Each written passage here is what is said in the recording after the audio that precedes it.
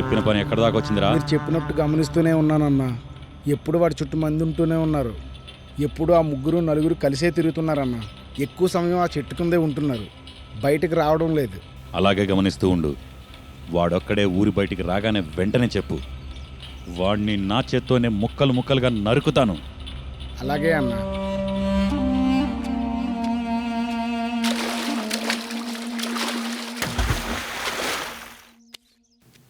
బావా రారా బామ్మర్దే. వచ్చేస్తున్నా నువ్వు వీళ్ళు తినే రా పొడవి బావా.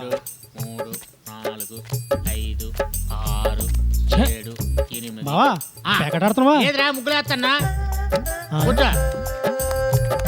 ఏంట్రా ఊర్లో విషయాలే? అమ్మయ్యా